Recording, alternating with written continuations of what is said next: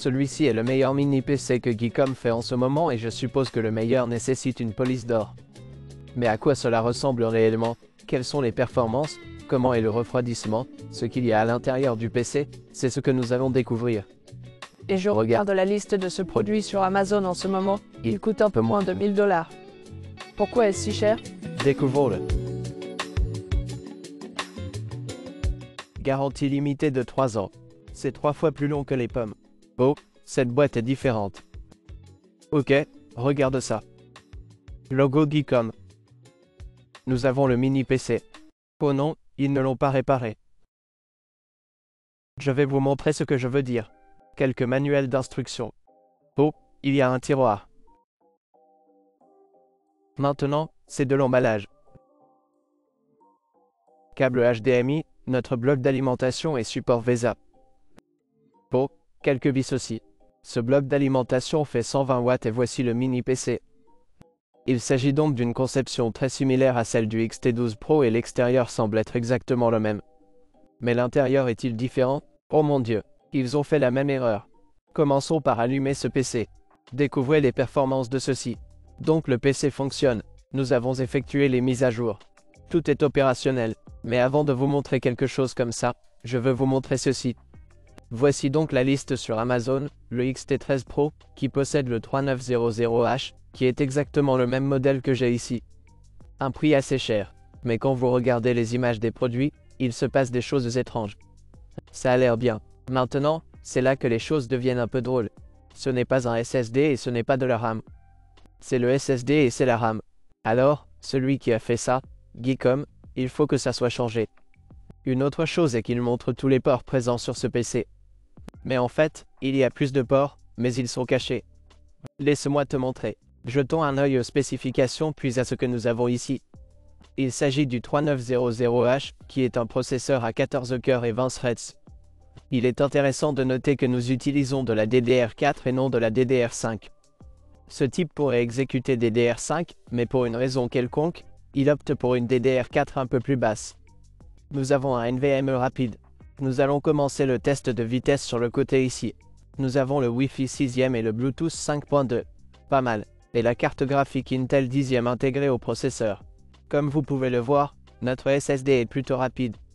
Vitesse de lecture de 7000 mégaoctets par seconde. Ils ont donc opté pour un disque Gen 4 très haut de gamme, mais une RAM très bas de gamme. Comme vous pouvez le voir, même la vitesse d'écriture est plutôt bonne. Nous allons l'arrêter pour l'instant. Il est donc temps de tester le processeur et de quoi il est fait. Tout d'abord, voici tous les paramètres d'origine. Je n'ai rien changé.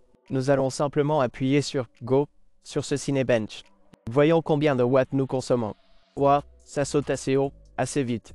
60 W, c'est pas mal.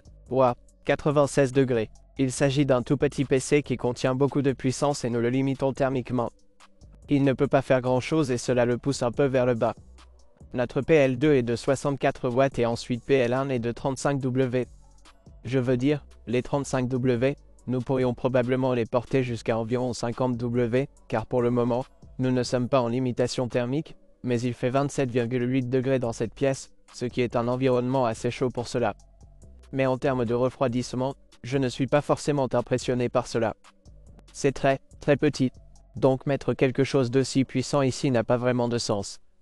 Donc, ce que nous pourrions faire, c'est que si nous allions à XTE ici, notre secondaire 35W, nous pousserions simplement celui-ci à, disons, 49W.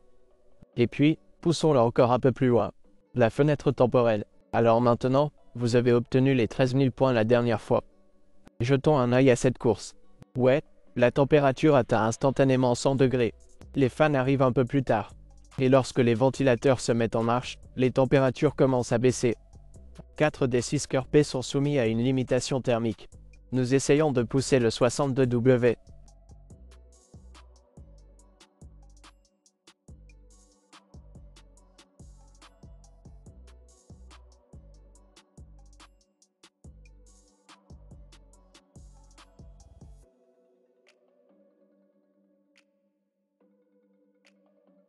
Ou 64W autant que possible, mais cela réduit la puissance.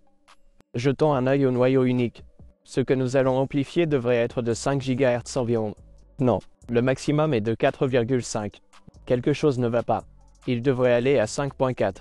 Notre noyau unique est un peu en baisse. Jetons un œil au bio et voyons s'il y a quelque chose que nous pouvons changer. Ok, nous y sommes. Que peut-on voir en premier sur le devant? Rien d'avancé. Fréquence mémoire maximale du LAN Wi-Fi. C'est donc probablement ce qui est en train d'être essayé de faire ici. Attends une seconde. Est-ce de la DDR5? Non, DDR4. Mais ce qui est intéressant, c'est que je n'ai jamais vu celui-là auparavant. Voulez-vous exécuter DDR4 à 12800 MHz? Probablement pas. Mode puissance, mode performance. Très bien. Ok, maintenant notre noyau unique est en marche. Je l'ai redémarré. Comme vous pouvez le voir, nous allons à 5,4 GHz. C'est un peu plus. Il est intéressant de noter que la puissance du turbo est désormais de 80 W. Donc le mode performance le pousse à 80 watts et le PL2 ou PL1 est à 40 ou quelque chose comme ça. Comme ça. Tu sais quoi? Je vais tout faire fonctionner de manière illimitée et voir quelle quantité d'énergie il consomme réellement et ce qu'il va faire. D'accord. Pourquoi pas? Êtes-vous prêt pour une sérieuse limitation thermique? Vidons ça. Multicœur. Et que va-t-il se passer maintenant? Instantanément 100 W. Qu'est-ce que nous poussons à travers? 74 W. Ça descend. 66 assez rapide. 62.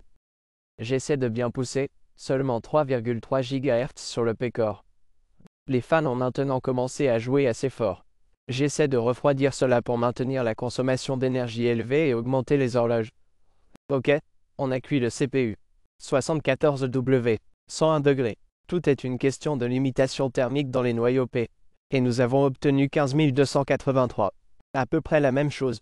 Je vous recommande donc de vous en tenir aux limites inférieures, car vous ne pouvez pas vraiment les dépasser à cause du refroidissement.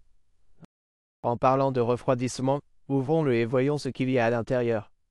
Mais quoi qu'il en soit, c'est très petit et très compact. J'aime assez le design. QICOM fait toujours de très beaux mini-PC. Nous avons de petites prises d'air sur le côté et un échappement à l'arrière. En termes d'ES, nous avons 2,5G, 2 ports HDMI, 2 ports USB Type C qui sont USB 4. Ensuite, un 10 Go et un USB 2. Port de type A, votre prise d'alimentation s'y trouve. Nous avons un verrou Kensington sur le côté. À l'avant, nous avions 2 autres ports USB type A de 10 Go. Port de vitesse puis prise combinée micro-casque. Bouton d'alimentation. J'aurais aimé qu'il y ait aussi le type C à l'avant. Je préférerais avoir un type A, un type C. Mais je comprends pourquoi vous en avez deux, car vous avez vos claviers ou des choses sans fil comme ça qui vont à l'avant là-bas. Mais en même temps, si vous avez des récepteurs, je les mettrai probablement à l'arrière, car votre façade sera comme vos clés USB ou vos disques durs ou quelque chose comme ça auquel vous accédez par l'avant. C'est facile d'accès. Nous avons donc 4 vis. Tu ne vas pas les perdre. C'est bien, et ils ne sont cachés nulle part en dessous. Ils n'ont pas besoin de peler quoi que ce soit. C'est bien. Et maintenant, ok, je suppose que ça va juste se décoller comme ça. D'accord, ce n'est pas aussi simple. C'est ouvert. Donc, en dessous, ce que nous pouvons voir est votre petit tampon thermique pour votre SSD Monsieur 2. Vous pouvez y installer 2 clés Monsieur 2, une de taille normale, de 80 mm de long, puis une courte de 40 mm, que vous pourrez ajouter plus tard. Mais il y a un petit dissipateur thermique en cuivre. Il est intéressant de noter qu'il n'est pas fixé au panneau inférieur, mais qu'il s'agit plutôt d'un élément de chauffage supplémentaire.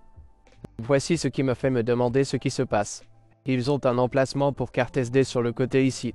Et puisque nous l'avons ouvert, j'ai une carte SD ici. Et puis testons si cela fonctionne réellement. Je vais donc remettre l'alimentation sur le port HDMI à l'arrière. Ok, allumons-le. D'accord, le PC est allumé. Installons cette carte SD. Et voilà. Oh, en fait, ça s'ouvre. Il s'agit d'une carte V90. Voyons donc à quelle vitesse cela va. Écrivons quelque chose dessus. Je retire donc ces fichiers de la carte SD. Je l'écris sur le bureau. À peu près la même chose. Environ 180 mégaoctets par seconde. Donc, c'est une carte SD très rapide que j'ai ici, en fait. Il s'agit de la carte V90 de Kingston. Il s'agit du Canvas React plus classé UHSI. Cela devrait donc permettre de lire jusqu'à 300 mégaoctets par seconde. Donc, comme nous pouvons le voir, ce n'est pas le plus lent, car l'UHSI ou le standard serait d'environ 100 mégaoctets par seconde. C'est donc un peu plus rapide, mais pas le plus rapide. Mais Geekom, pourquoi n'as-tu pas ciselé un peu en dehors du châssis pour que nous puissions réellement utiliser l'emplacement pour carte SD car cela serait très utile. Allez. Il est intéressant de noter que si vous regardez de près, ce port ici est un câble ruban, mais il s'agit d'un port SATA. Vous pouvez également ajouter un SSD SATA ici, même s'il ne le prend pas en charge dans la mesure où il n'y a nulle part où le monter. Tu pourrais en quelque sorte le mettre à l'arrière, je suppose. Il suffit de le laisser tomber. En fait, tu ne pourrais pas. Tu ne pouvais pas le mettre n'importe où. Mais il y a un port SATA là-dedans. Nous avons deux autres connecteurs USB. Je pense que cela pourrait être des connecteurs USB 2.0. Je ne suis pas sûr des entêtes internes. C'est notre RAM. WOOPTIT RAM. Je n'en avais jamais entendu parler auparavant. Je suppose que les barrettes de sodium DDR4 sont très bon marché. Et notre lecteur NVMe. Cela représente 2 Teraoctets. Il s'agit donc en fait d'un très bon prix ou d'un SSD assez haut de gamme. Pas mal du tout. C'est très bien. Ensuite, en dessous, nous avons les cartes Wi-Fi et Bluetooth. Et ce qui est intéressant, c'est qu'il vous donne une vis pour l'emplacement secondaire. Beaucoup de mini-PC n'ont pas cela. Il faudrait donc une sorte de vis supplémentaire pour que cela fonctionne. Enlevons les antennes puis quelques vis supplémentaires pour pouvoir jeter un œil de l'autre côté. Ok, donc il n'y avait que 2 vis et maintenant cela devrait se détacher. Ok, ici nous avons la glacière. Ils ont bien fait et on peint cela en noir ici, mais j'aurais aimé que le ventilateur soit un peu plus profond et que le châssis soit un peu plus grand. Je veux dire, c'est très compact, très petit.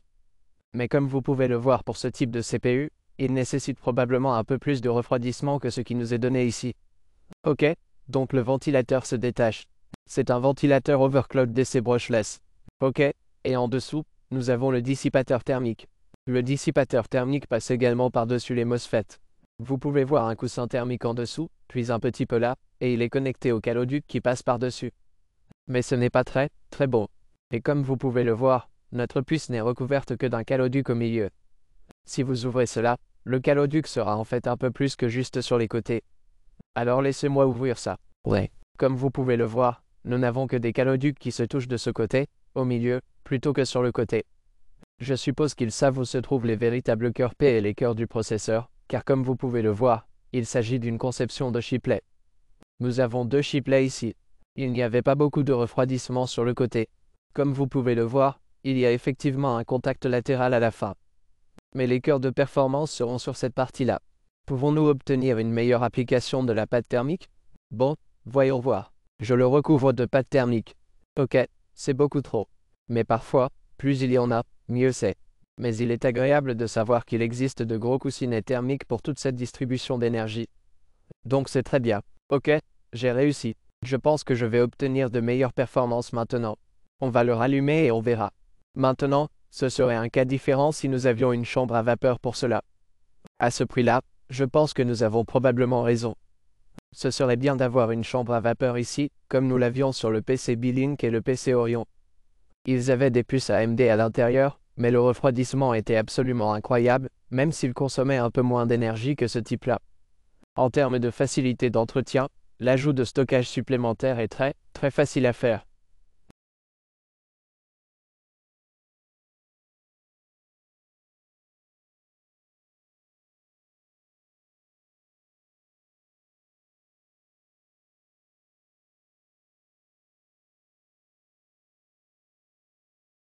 Il y a 2,8 sur le COS. Des vitesses d'horloge assez faibles cependant. Désormais, ECOS fonctionne également à 2,9 GHz. C'est très faible pour ce type de puissance. 41 watts que nous tirons là. Donc un score un peu plus bas. Comme vous pouvez le voir, cet échange de pâte thermique n'a fait aucune différence. Alors, en conclusion, est-ce que cela vaut la peine d'être acheté? Et j'ai des sentiments mitigés. Dans un sens, il est très petit et possède beaucoup de puissance. Et il n'y a en quelque sorte aucun rival pour cela. Si vous avez besoin d'Intel, il dispose de nombreux appels et de beaucoup de puissance. Mais en même temps, le refroidissement est un peu plus bas. Ce n'est pas aussi cool que certains des autres PC que j'ai testés sur la chaîne. Et pour moi, un gros échec est l'emplacement pour carte SD qui fonctionne réellement et qui se trouve sur le côté. Nous ne l'avons pas testé sur le XT12 Pro, mais le XT13 Pro fonctionnera également. C'est donc le meilleur PC que Geekom possède. Il manque encore quelques éléments qui, selon moi, doivent être modifiés. Geekom, si tu regardes ça, nous voudrions peut-être extraire quelque chose du châssis. Mais bon, si vous voulez y jeter un œil, je vais laisser le lien dans la description ci-dessous. Et si vous pouvez trouver des codes de réduction ou des offres qui vous permettent d'obtenir une réduction, je les laisserai également dans la description ci-dessous. Merci les gars d'avoir regardé et à la prochaine. Au revoir.